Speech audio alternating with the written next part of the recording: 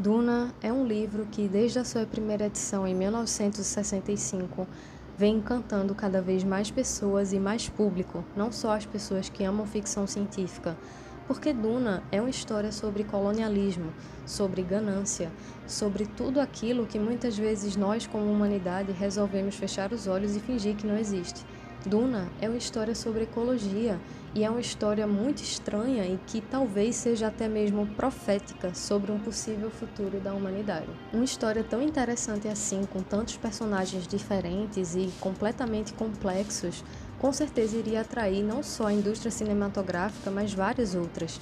Só que, surpreendentemente, Duna não teve tanta atenção assim, já que Star Wars, que é a franquia do George Lucas, também de ficção científica, foi completamente inspirada no universo de Duna, e depois que o primeiro filme saiu em 1977, de certa forma, Duna ficou esquecido.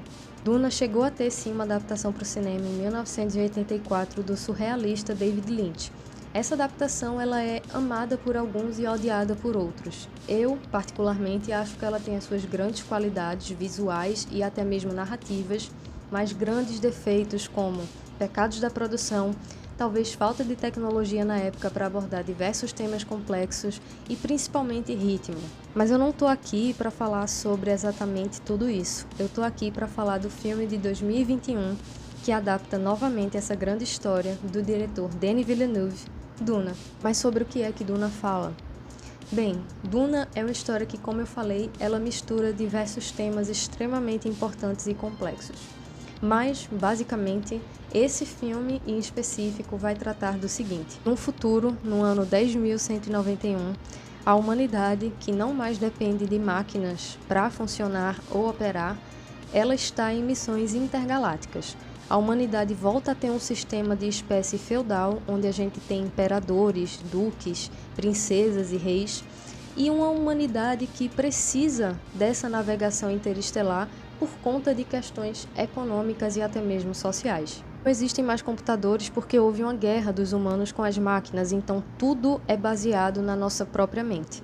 Para nossa mente funcionar tão bem assim e ter até mesmo poderes de clarividência e poderes psíquicos, é necessária uma substância que se chama especiaria.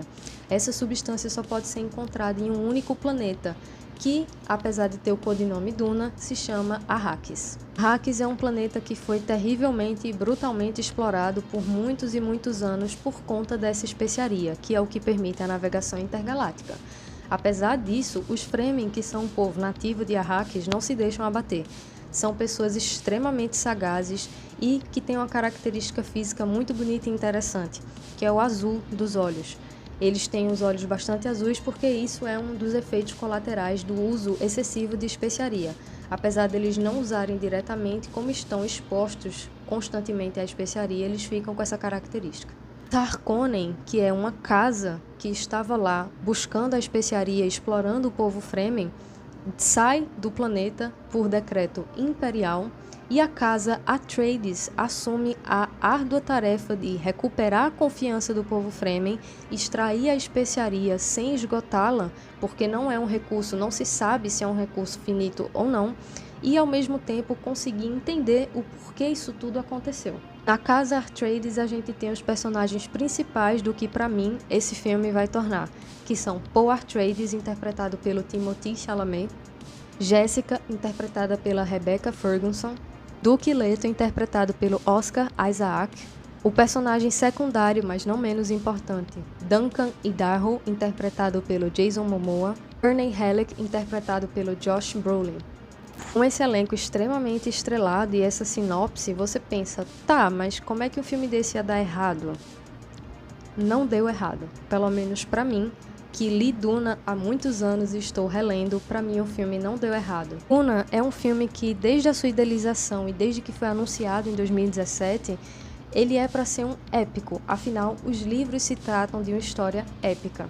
Aqui, a gente não vai ter aquela simples jornada do herói, que é o seguinte: você tem um personagem principal, ele recebe um chamado divino ou sobrenatural, alguma coisa do tipo, para cumprir uma tarefa.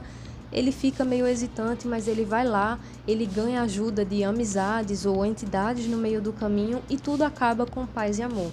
Não, Duna não é sobre isso. Na verdade, Duna vai muito além do que é bom e do que é ruim, do que é o bem ou do que é o mal. A partir do momento que você tem uma história muito delicada como essa, que envolve questões políticas e sociais, você tem que ter muito cuidado, porque o livro ele é muito grande e ele tem vários momentos onde você questiona a intenção dos personagens. Num filme que você tem apenas pouco mais de 2 horas para poder sintetizar mais de 400 páginas, fica muito difícil. Mas o Denis Villeneuve conseguiu. E ele conseguiu isso, surpreendentemente, se atentando aos pequenos detalhes. Duna não é um filme que tem grandes acontecimentos o tempo todo e que grandes conflitos sempre são resolvidos o tempo todo pelos mocinhos. Afinal, a própria concepção, como eu falei, de bem e mal aqui é bastante relativa, ainda mais quando Paul Atreides, que é o personagem principal desse primeiro filme, ele não exatamente se mostra um personagem muito confiável para você, espectador, depositar todas as suas esperanças. Paul, ele tem visões o tempo todo. Essas visões acontecem durante os sonhos, acontecem quando ele está acordado e começam a acontecer com mais frequência depois que ele chega no planeta Arrakis e é exposto à especiaria. Essas visões sempre envolvem coisas misteriosas e Fremen, o povo Fremen, que aí a gente começa a ter os primeiros glimpses da Zendaya, como Shani, que é uma Fremen, e do Stilgar, como Javier Bardem, que é também um Fremen, ele é um líder de um grupo Fremen. Essas visões fazem com que você, espectador, no começo fique extremamente confuso, mas depois da repetição que as cenas acontecem, você já sintetiza e consegue compreender. Na minha opinião, diferente do que muitas pessoas falaram do filme, essas visões não são apenas essenciais porque estão no livro, como elas também te ajudam a perceber que o Paul, ele tem uma mente que é completamente diferente da mente das outras pessoas ao redor dele. Afinal, o Paul está sendo treinado por uma Bene Gesserit. Uma Bene Gesserit é uma pessoa que faz parte de uma irmandade cósmica muito grande, muito milenar, majoritariamente formada por mulheres, que utiliza do controle psíquico sobre elas mesmas para conseguir certos objetivos e manipular até mesmo povos inteiros para os seus próprios interesses. Logo no começo a gente vê que o embate do personagem principal, que é o Paul, é muito difícil. Ele não sabe se segue o caminho combativo, estratégico e de guerra do pai, que é o Duque Leto, ou como as outras casas chamam, Duque Leto, o Justo. Se segue esse caminho muito misterioso e diferente que a mãe dele quase que o forçou a ser treinado, que é a doutrina Bene Gesserit. Apesar dele ser um cara homem, ele tem essas dúvidas dentro dele. Ele sabe que dentro das Bene Gesserit ele não seria completamente aceito. Ele também sabe que talvez para pensar estrategicamente em guerra, ele não seja assim tão ágil. Então, onde é que ele se encaixa? É isso que Duna vai começar a fazer essa premissa. Um colonizador que chega de outro lugar, chega em um planeta completamente diferente e aos poucos vai entendendo os costumes desse lugar e surpreendentemente se dá muito bem com aquele ambiente que é ríspido, nocivo e agressivo. Falar em agressivo, Arrakis também tem os Shai Hulud, ou os vermes de areia. São grandes criaturas que vivem por debaixo da areia e que aparecem dependendo de sons ou dependendo de vibrações no solo e que tornam, claro, a colheita de especiaria muito difícil, mas os Fremen já sabem como lidar com os Shai Hulud há muito tempo. No meio de tudo isso, você vê que todos os conflitos do filme, quando eles vão acontecendo, que depois de uma longa introdução a todos esses conceitos que eu falei, que dura quase 45 minutos, eles acontecem de uma maneira surpreendentemente calma, surpreendentemente compassada, mas que não chega a ser monótona. Em nenhum momento, assistindo Duna, eu me senti chateada ou eu me senti entediada. E olha que eu tô ficando cada vez mais cansada para filmes longos e olha que eu já tinha lido parte do livro meio que sabendo o que ia acontecer e eu estava bem cansada no dia. Nada disso foi impedimento para que eu me sentisse completamente imersa ali naquela história e nada disso foi impedimento para que, novamente, como eu digo, eu prestasse atenção nos pequenos detalhes e identificasse com várias situações do livro.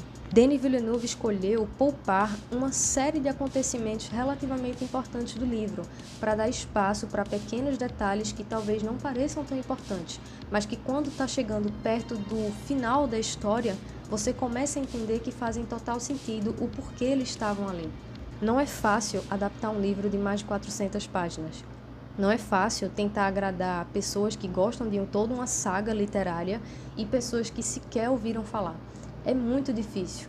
E eu reconheço que talvez, se você não tenha contexto nenhum de Duna, você talvez ache o filme um pouco parado e até mesmo incompleto. Mas esse filme é apenas a parte 1. Afinal, é impossível conseguir adaptar Duna de maneira que realmente faça jus à sua grandeza em um filme só. Ele já foi bem claro e a parte 2 já foi recentemente confirmada. Tudo isso só é possível graças a um trabalho espetacular de toda a equipe que está envolvida em Duna, principalmente mixagem de som, efeitos visuais e trilha sonora. O som em Duna é uma experiência surreal. Eu particularmente assisti em IMAX, nunca tinha visto um filme em IMAX antes, e desde que apareceu o primeiro Shai Hulud, o primeiro Grande Verme de Areia, eu senti que eu estava ali. Eu não estava mais numa sala de cinema, eu estava em Arrakis, eu estava no deserto e eu estava correndo do Shai Hulud. Esse trabalho de som, aliado com um trabalho perfeito dos efeitos visuais, é simplesmente primoroso. Eu acredito que nessa temporada de premiações ele vai levar absolutamente todos os prêmios técnicos e não tem nem como. Com um orçamento milionário desses, era isso que eu estava esperando exatamente. Os efeitos visuais conseguem ser naturalistas e ao mesmo tempo grandiosos ao mesmo tempo, sem parecerem muito apelativos. Quando a gente está falando de histórias que envolvem espaço e grandes coisas que a humanidade às vezes nem tem como visualizar, é muito fácil que a gente acabe indo para um lado lúdico demais da coisa e perca a sobriedade. Em Duna, até mesmo a arquitetura que o Denis Villeneuve escolheu na cenografia é uma arquitetura sóbria até demais, extremamente opressora. Tons de preto, cinza, bege são dominantes e esses tons monótonos fazem com que a gente se sinta quase que desconfortável diversas vezes em muitos ambientes.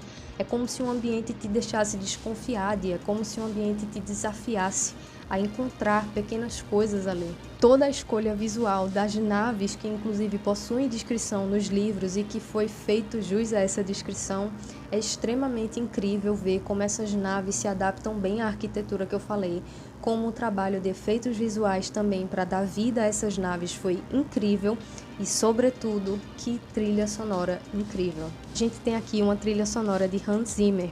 Hans Zimmer é um veterano do cinema que tem vários Oscars, inclusive.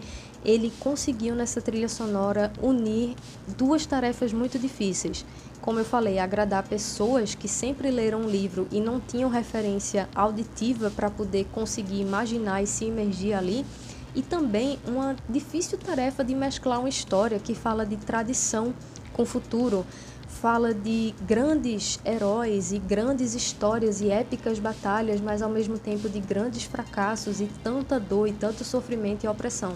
Ele consegue fazer uma trilha sonora aqui com sintetizadores, instrumentos clássicos e corais que parecem muito corais religiosos, o que faz total sentido no universo de Duna. Ele consegue criar uma trilha que é intimidadora, ao mesmo tempo acolhedora quando se trata dos momentos mais dramáticos dos personagens e extremamente interessante e desafiadora.